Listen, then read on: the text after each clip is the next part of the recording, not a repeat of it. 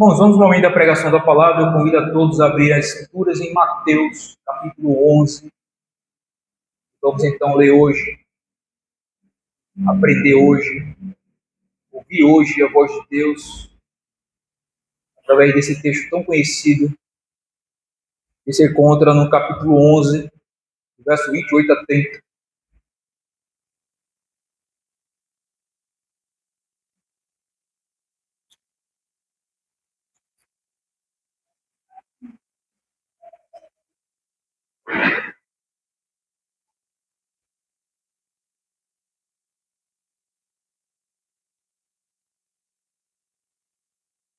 Mateus capítulo 11, verso 28 a 30. Assim diz, irmãos, a palavra do Senhor.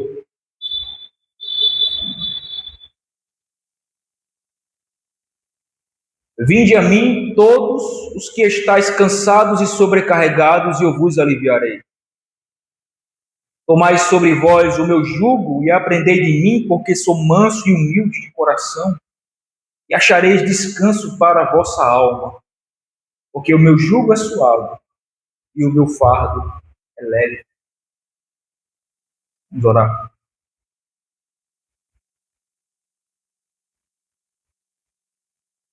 Senhor, cá estamos diante de Ti, da Tua palavra nesse momento, Senhor. E ansiamos,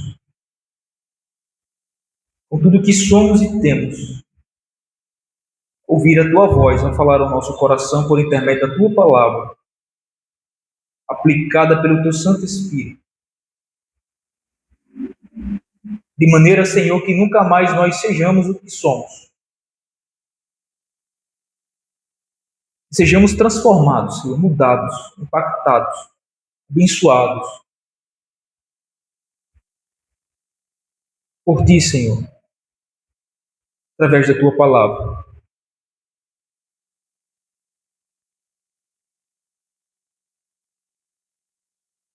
Meu Deus bendito,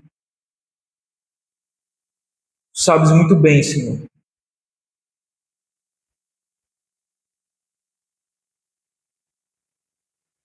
que somos completamente dependentes de Ti, Senhor. Tanto eu, que estou na posição de falar, de anunciar, de pregar, quanto aqueles que ouvem.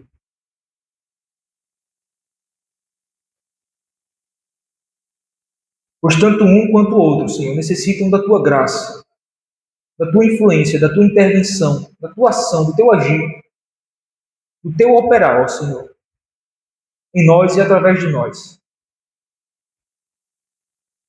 Recebendo de Ti a capacidade, a habilidade de poder pregar, Senhor, com fidelidade no poder do Teu Santo Espírito, bem como também de ouvir, de assimilar, de compreender, e de crer, Senhor, e receber a Tua palavra, para viver, Senhor. Portanto, nesta noite, por Tua graça, Senhor, para a Tua glória, abençoe o Teu povo com a Tua palavra.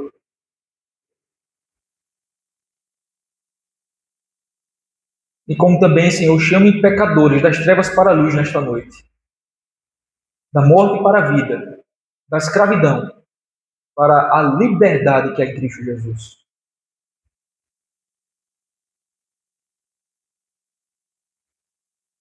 Temos a plena consciência que só Tu pode fazer isso. Por isso, Senhor, humildemente nós suplicamos, Te pedimos, em nome de Jesus. Amém.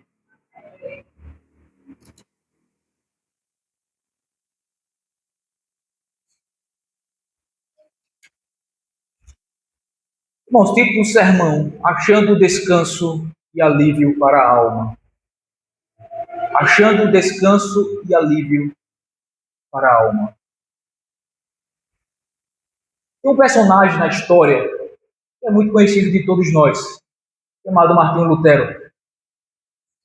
Ele foi um dos instrumentos usados por Deus no século XVI para fazer eclodir aquilo que nós chamamos e consideramos e conhecemos hoje como sendo a Reforma Protestante.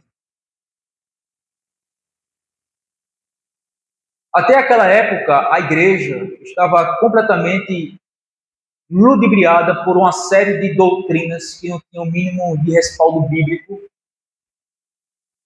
e que trazia muita angústia, muita agonia para a alma dos fiéis. O que era ensinado pela igreja desde então, não é? A salvação por intermédio das obras, ensinada pela Igreja Católica Romana. Não era suficiente a fé apenas, mas era necessário então que o fiel praticasse uma série de aquilo que era considerado boas obras, para então cooperar junto com essa fé, adquirindo para si justiça, mérito suficiente para quando chegar naquele grande dia poder então ser salvo, aceito e recebido por Deus no paraíso. O conhecimento era muito pouco naquela época. A sociedade era praticamente analfabeta, só quem tinha acesso a estudo formal com qualidade eram pessoas que tinham um melhor poder aquisitivo e a pobreza era muito grande naquela época. Então, o monopólio daquilo que era considerado verdade na época estava na mão da igreja. O que a igreja dizia, o que a igreja falava, o que a igreja afirmava e a estabelecia como sendo a verdade de Deus, a população, o povo comum, por não ter acesso às escrituras, não ter o conhecimento, a capacidade de discernir, de estudar, de ir às fontes, ela simplesmente dizia amém, se calava e se submetia àquilo que era estabelecido pela igreja. E dentro desse contexto existia um monge dos agostinianos chamado Martinho Lutero, e depois foi então ordenado a padre, né?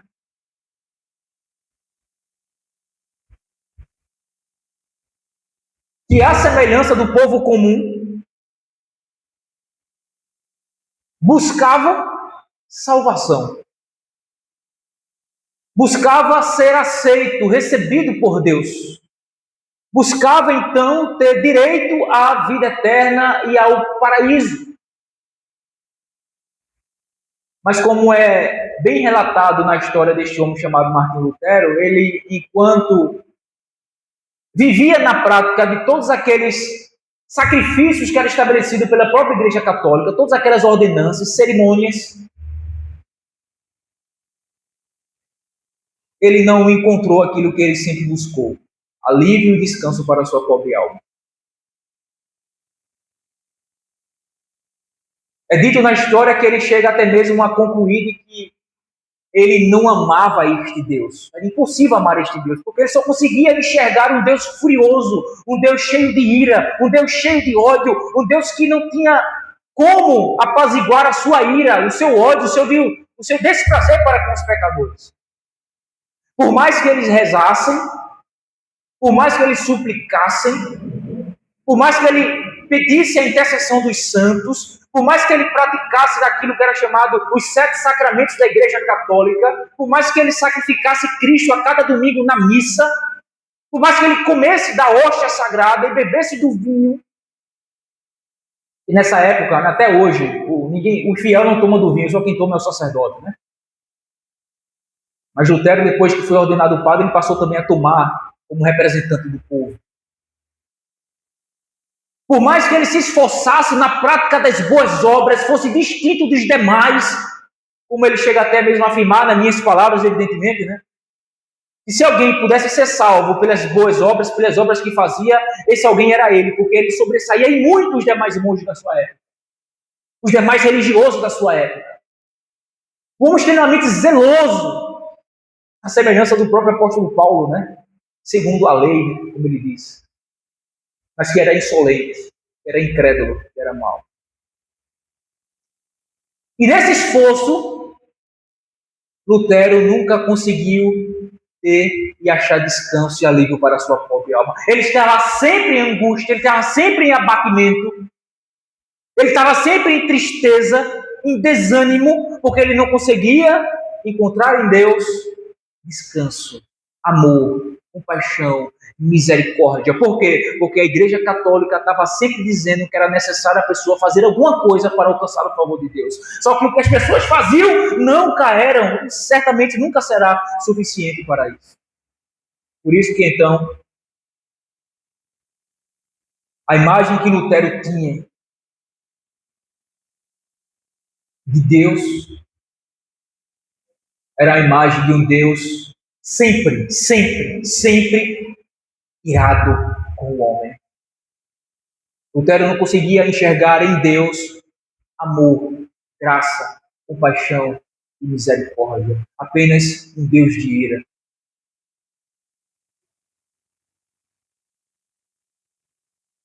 Um Deus que exigia do homem algo que o homem não poderia dar a ele. Portanto, estaria completamente condenado. E assim Lutero permanecia na sua angústia de alma. Não encontrava alívio e descanso para sua pobre alma atribulada. Mas um dia, depois que ele foi enviado para estudar as Escrituras, de volta às fontes, fazer um doutorado, também foi ordenado para pregar como pregador, como professor de Bíblia. Foi que, em seu estudo e meditação na carta de Paulo aos Romanos, ele chega no capítulo 1, versículo 17, onde ele lê que o justo viverá da fé. A história diz que, ao ler esse verso, testemunho dele mesmo, ele diz que foi como os portões do paraíso terem se abertos para ele. Quando ele compreendeu que o homem é justificado pela fé somente em Cristo e não pelas obras que ele pratica. Foi aí então que ele encontrou alívio para a sua vida. Ele entendeu que o homem pecador é justificado diante de Deus e aceito por ele não por aquilo que ele faz ou deixa de fazer, mas única e exclusivamente por crer em Cristo pela fé somente e descansar nele, naquilo que ele é e naquilo que ele fez. Então ele diz isso, né? Foi como que os portões do paraíso se abrissem para mim. E a partir então, Lutero encontrou aquilo que ele tanto buscava, tanto procurava: graça, amor, misericórdia, compaixão, salvação, descanso e alívio para a sua alma atribulada, angustiada e aflita, onde não se via esperança. Irmãos, esse texto que nós lemos é muito oportuno. Por quê? Porque aqui Mateus é um judeu que está escrevendo para judeus.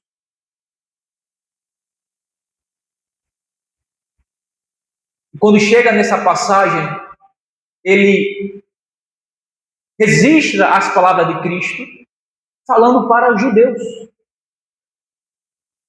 Porque segundo o judaísmo, o homem, a sua salvação depende da observância da lei, cerimoniais, morais e civis que o próprio Deus estabeleceu na sua palavra, de acordo com a antiga aliança. Só que, embora não aparenta, tais religiosos, a semelhança dos judeus, bem como também de qualquer outra religião do mundo, que se resume em uma religião de obras, o homem faz algo para alcançar a salvação ou o favor da divindade que está sendo adorada ou buscada. Então, tanto judeus como qualquer outra religião do mundo, que tem a sua esperança, porque não há, no próprio esforço do homem, certamente, irmão, não encontra paz, alívio, nem descanso para a sua pobre alma. No contexto daqui da passagem, dos versos 25 a 27, Jesus vai tributar graças e louvores a Deus, porque ele revelou a essas coisas aos pequeninos. Mostrando então assim que são os humildes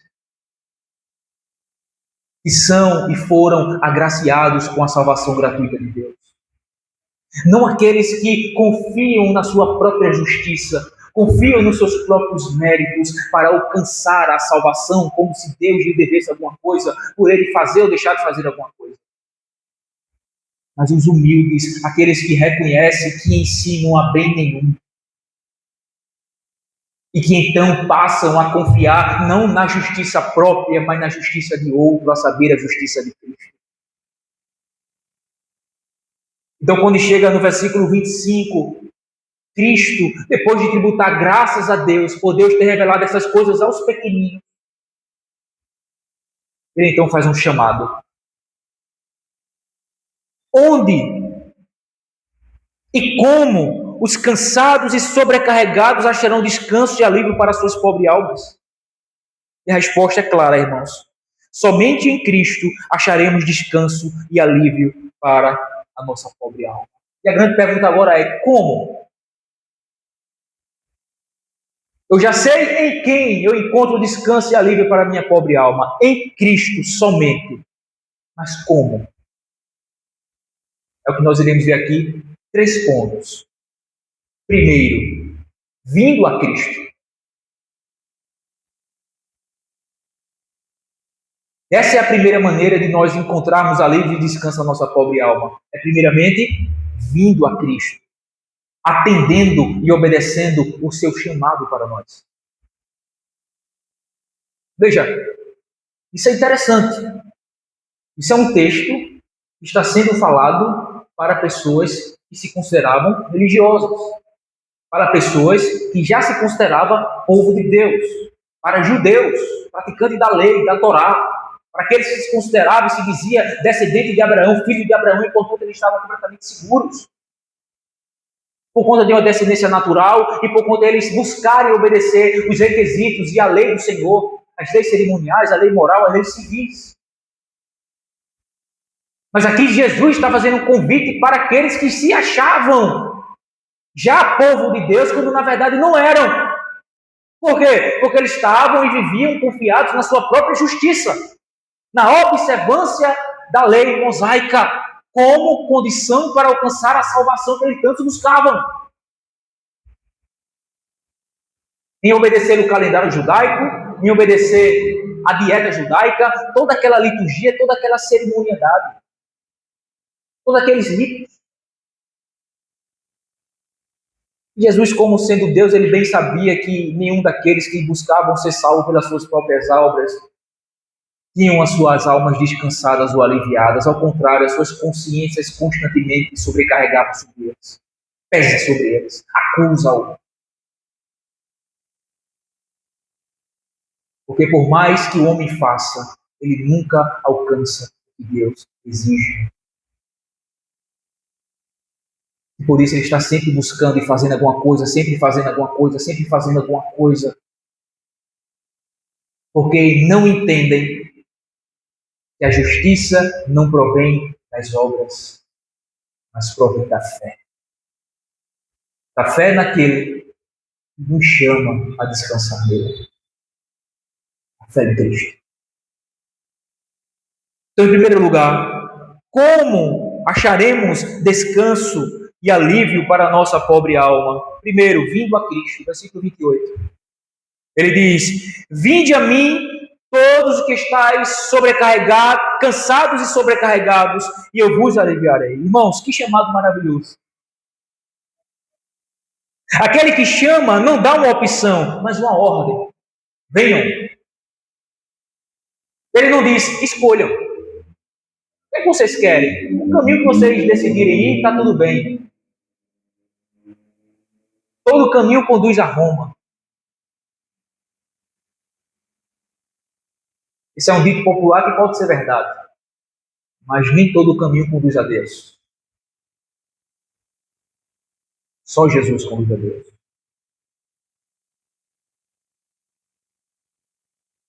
Ele dá uma ordem, venha.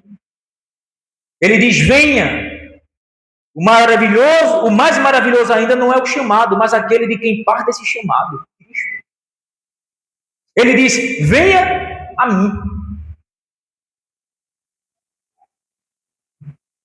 Nenhum outro chamou pecadores a si mesmo, irmãos, na história. Nenhum outro homem.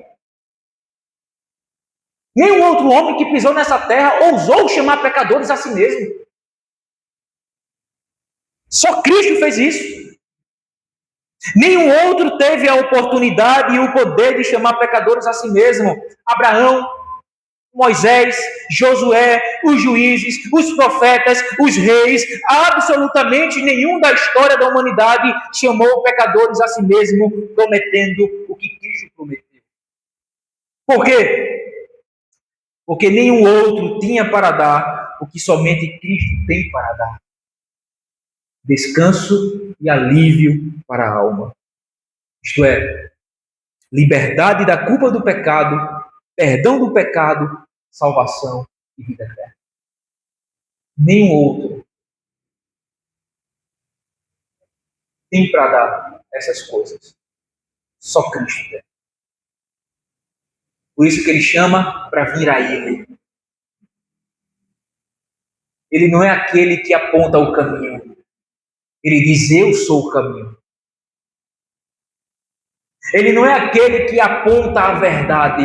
Ele diz, eu sou a verdade.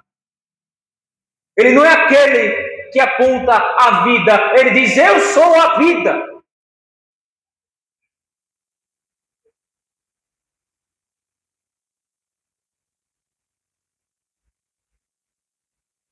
Agora, quem ele chama? Ele chama a todos. A ordem para vir ao rei, que é manso e humilde, é para todos. Porque o rei sabe que todos necessitam de descanso e alívio para suas pobres almas. A realidade dos fatos é que todos estão cansados e sobrecarregados. Essa é a realidade. Todos estão cansados e sobrecarregados. A diferença é que uns reconhecem e outros não. Essa é a diferença. Todos são pessoas sobrecarregadas e cansadas devido ao fardo do pecado que eles carregam. Mas o que diferencia um para outro é que uns reconhecem, enquanto outros não. Os que reconhecem, vêm a Ele. E dele recebe graciosamente alívio e descanso para as suas pobres almas.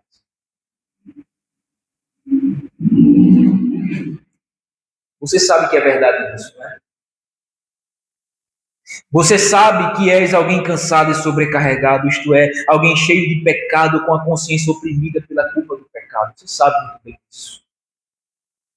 Você sabe que és um transgressor da lei e que ela exige sua morte e condenação por justiça. Você sabe disso, todos nós sabemos disso. Você sabe que não podes atender às exigências da lei, por isso estás tão cheio de culpa, a qual pesa sobre você como um mar de concreto. Você sabe disso. Mas nesse momento, alguém que tem autoridade, Cristo, o único que tem o poder a dar a você o alívio e descanso que tanto necessita, ele ordena, venha a mim, pobre pecador, e lhe darei o perdão dos pecados que você tanto necessita. E então você encontrará alívio e descanso para a sua pobre alma. Essa é a primeira maneira pelo qual nós, pecadores, podemos encontrar em Cristo alívio e descanso para a nossa alma. Em primeiro lugar, venha a Cristo. Segundo, submetendo-se a Cristo. É submetendo-se a Ele. É um outro elemento que nos habilita e nos faz encontrar em Cristo o descanso que nós tanto necessitamos. O alívio da nossa pobre alma, submetendo-se a Cristo. Veja o versículo 29. A parte A. Tomai sobre vós o meu jugo. Irmãos, ele novamente ordena, tomai sobre vós o meu jugo. O que é um jugo? Existia dois tipos de jugo. Um era usado para pessoas e outro era usado para animais de carga. O jugo era um objeto de madeira que era colocado sobre os ombros de uma pessoa ou no pescoço de animais de carga para transportar peso, fardo, para fazer serviço pesado. Nos animais, o jugo tinha o objetivo de fazer caminhar na mesma direção com o mesmo objetivo. Então a gente vê às vezes em filme, em figuras, aquela tipo uma canga, né? A canga é que coloca aqui no lombo dos animais, mas o jugo é aquele que coloca no pescoço. Normalmente tem dois bois, um do lado do outro. Com um único aparelho, um único instrumento. Que pega no pescoço de um e pega aqui no pescoço de outro. Isso serve para fazer com que eles vá na mesma direção. Não se separem, vá na mesma direção para cumprir o mesmo objetivo, alcançar o mesmo propósito. Então, tomar o jugo de Jesus sobre si é submeter-se a ele segundo o que ele exige, a fim de viver na mesma direção de Cristo, com o mesmo objetivo, e isso consiste de arrependimento e fé, confiando nele e submetendo-se à sua obra perfeita e agradável vontade. Então, tomar sobre si o jugo de Cristo é submetermos a ele e andarmos na sua mesma direção, com o mesmo objetivo, com os mesmos propósitos, visando o mesmo alvo. E fazendo isso em obedecer à sua vontade revelada na sua palavra. Primeiramente em arrependimento, confiando nele e submetendo-se à sua boa, perfeita e agradável vontade. Tomar o jugo de Jesus, irmãos, é crer nele pela fé somente. Viver segundo o seu propósito, segundo a sua vontade. Isso é tomar o jugo. Primeiro crer, depois submeter-se, vivendo segundo e de acordo com o seu propósito e a sua vontade revelada na sua palavra. É submeter-se à sua única exigência. Creia em mim, disse Jesus. Isso é exatamente a obra de Deus, crer naquele que ele enviou, Jesus Cristo, de acordo com João 6.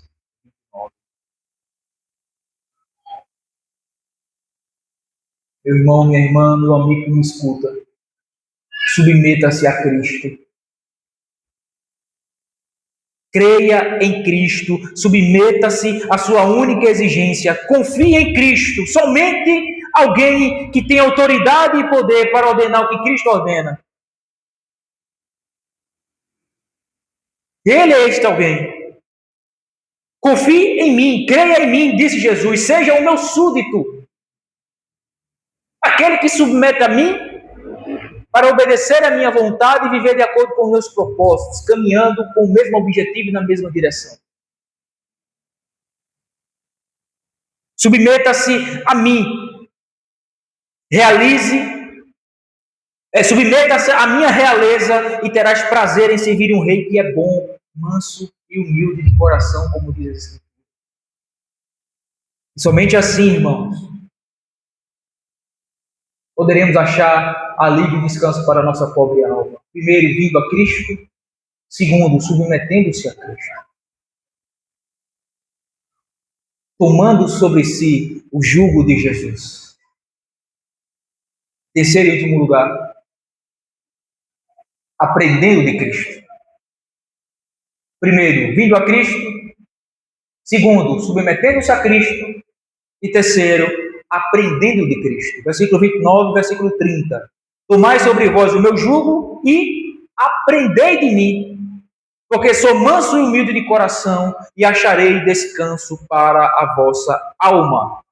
Porque o meu jugo é suave e o meu fardo é leve. Irmãos, aprender com um teórico tem lá seus benefícios, mas aprender com quem mostra na prática é excessivamente mais benéfico.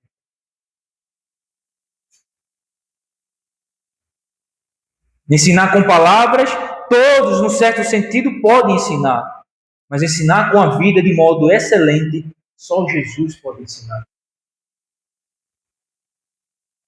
Ele diz: aprendei de mim. Assim como eu me submeto ao Pai, porque sou manso e humilde, disse Jesus, assim também vocês devem se submeter a mim.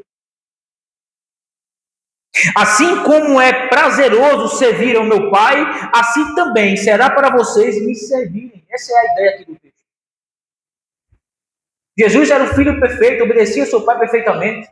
Então está dizendo, aprendam de mim, ou seja, como eu vivo em relação ao meu Pai, em perfeita obediência, alegre, voluntária e prazerosa, assim também vocês vivam em obediência a mim. Aprendam comigo uma vida de submissão e de obediência, como eu sou submisso e obedeço ao meu Pai. Aprendam de mim, diz Jesus. Sejam mansos e humildes e se submetam a mim para o alívio e descanso das suas próprias almas.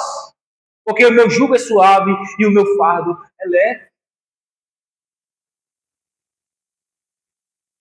Meus irmãos, pare de sua arrogância, do seu orgulho, da sua soberba e da sua prepotência em achar que pode ser salvo pelos seus próprios méritos.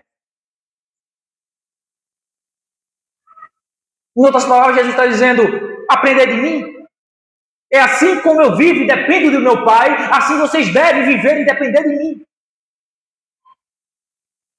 Porque eu descanso no meu Pai. E vocês devem descansar em mim.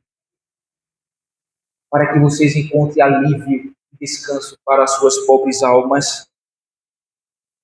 Reconheça humildemente que somente em Cristo podes achar e receber alívio e descanso para a tua pobre alma. Pois só Cristo tem autoridade para lhe dar aquilo que você precisa e não outro. Alívio da consciência culpada, perdão dos pecados, paz, salvação, vida eterna. Só Cristo pode dar. Portanto, a conclusão, irmãos, é essa. Como encontrar alívio e descanso para a nossa pobre alma? Essas três verdades. Venha a Cristo, submeta-se a Cristo e aprenda com Cristo. Imite a Ele.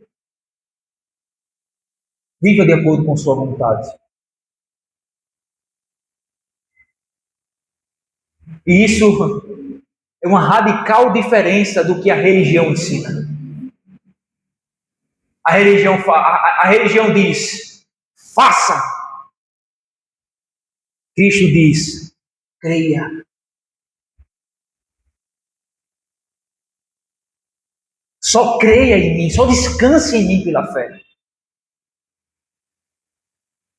A religião diz, as obras de Deus é fazer isso, aquilo e aquilo outro. Jesus diz no Evangelho que as obras de Deus é crer naquele que ele enviou, a saber,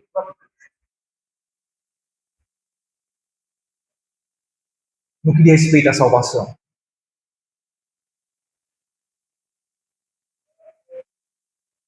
A religião diz, você precisa fazer isso, aquilo e aquilo outro, sacrificar-se, fazer oferendas, cumprir certos ritos, rituais, cerimônias, tudo isso para alcançar o favor de Deus ou da divindade, para alcançar a salvação ou a vida eterna no final das contas, para que você seja achado digno e merecedor da salvação. Jesus diz, vocês não podem salvar a si mesmos. Eu posso salvar vocês. Não somente venham, creiam pela fé, descansem em mim, confiem em mim e nas minhas obras, e nos meus méritos, na minha justiça e no meu sacrifício em favor de vocês, pecadores. Em outras palavras, essa passagem aqui é aplicada àqueles para a qual foi escrito, para os judeus, era como se estivesse dizendo exatamente isso. Não são os sacrifícios que vocês oferecem no templo. Não são as oblações. Não é vocês guardarem o sábado. Não é vocês darem o dízimo do endro, do cominho, das minúcias que vocês ganham.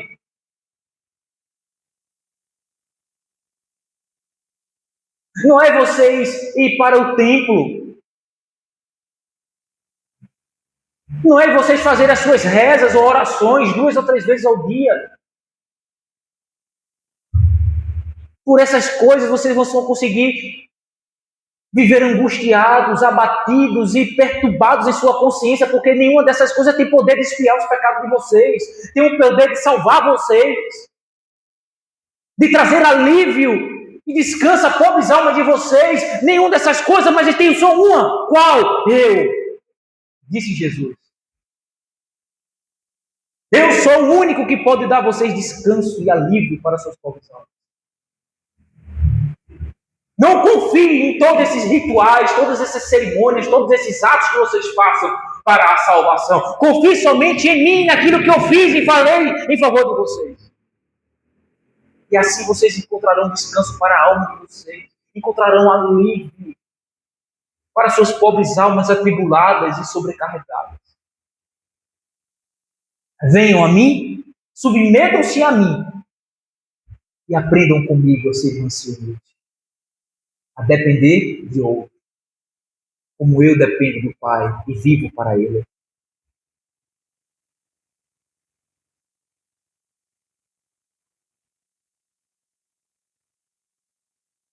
Diante dessas verdades, irmãos,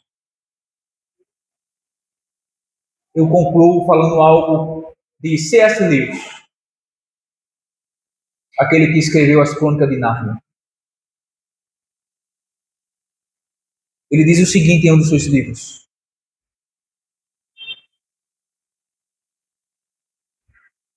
que Jesus só pode ser um dessas três possibilidades. Ou Jesus é um lunático,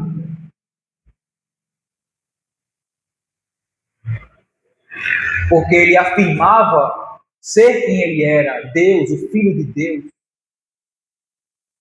e acreditava nisso, ainda que não fosse um maluco, um lunático, acreditasse em alguém ou algo que não é. Ou Jesus era um mentiroso, porque ele dizia ser alguém o qual ele tinha consciência de que não era o Filho de Deus, o Messias, o Salvador. Então ele mentia a respeito de si mesmo às pessoas, ou ele era um mentiroso,